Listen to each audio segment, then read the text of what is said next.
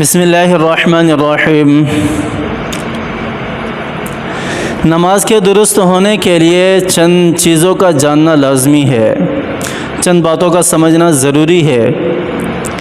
اگر اس کے مطابق ہم نماز نہیں پڑھیں گے، اگر اس کو جان کر نماز نہیں پڑھیں گے تو ہو سکتا ہے کہ ہماری نماز جو ہے وہ فاسد ہو جائے، ہماری نماز قبول نہ ہو۔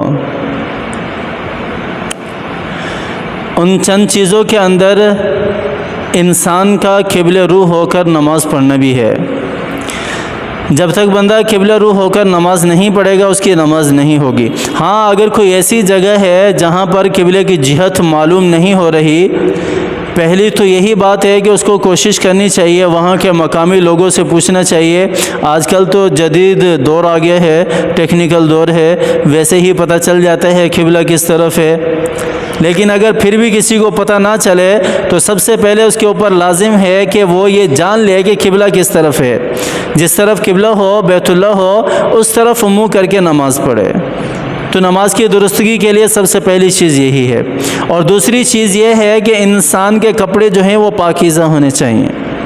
کسی قسم کی نجاست، پیشاب وغیرہ، گندگی وغیرہ اس کے کپڑوں پر نہ لگی ہو۔ گندگی سے مراد نجس ہے، ناپاکی ہے۔ گندگی سے مراد میلا ہونا نہیں ہے۔ ہاں، اگر کوئی نماز پڑھنے والا صاف ستھرا لباس پہننے کا اہتمام کرتا ہے تو اور بھی اچھے ہے، لیکن اگر کسی کا لباس میلا کچیلا ہے لیکن وہ نماز پڑھتا ہے تو اس کی نماز ہو جائے گی اگر وہ ناپاک نہیں ہے، اگر وہ ناپاک نہیں ہے۔ تو کپڑوں کا پاک ہونا بھی ضروری ہے، اور اس کے ساتھ ساتھ جگہ کا پاکیزہ ہونا بھی ضروری ہے جس جگہ پر وہ نماز پڑھ رہا ہے، جس جگہ پر وہ نماز پڑھ رہا ہے۔ اور اسی طرح نیت کا ہونا بھی ضروری ہے۔ اگر نیت ہی نہیں ہے کسی کام کرنے کی تو وہ کام سر انجام پائے گا نہیں، بالکل بھی نہیں۔ اگر نیت کریں گے تو ہماری نماز کی درستگی کے لیے نیت کا اہم کردار ہے۔ اگر نیت نہیں کریں گے تو ہماری نماز نہیں ہوگی۔ وقت کا تعین بھی ہے، وقت کا تعین بھی ہے۔ وقت کے تعین سے مراد یہ ہے کہ ایسا تو نہیں ہے نا کہ میں ظہر کے وقت جو ہے وہ عصر کی نماز کی نیت کروں، نہیں۔ ظہر کا وقت ہے تو ظہر کے نماز وقت کا ہی تعین کرنا لازمی ہے کہ میں ظہر کی نماز پڑھ رہا ہوں، جو اس وقت میں اللہ نے میرے اوپر فرض کی ہے، میں وہ والی نماز پڑھ رہا ہوں۔ عصر کے وقت ہے تو عصر کے وقت کا تعین لازمی ہے کہ میں عصر کے وقت کی نماز پڑھ رہا ہوں۔ اور اسی طرح مغرب کا وقت ہے یا عشاء کا وقت ہے یا فجر کا وقت ہے یا جمعہ کا وقت ہے تو وقت کا تعین جو ہے وہ لازمی ہے۔ اور اگر وقت کا تعین نہیں کریں گے تو نماز درست نہیں ہوگی، نماز درست نہیں ہوگی۔ تو یہ چند چیزیں ہیں جو ہماری نماز کی درستگی کے لیے لازمی حصہ ہیں، فرض ہیں۔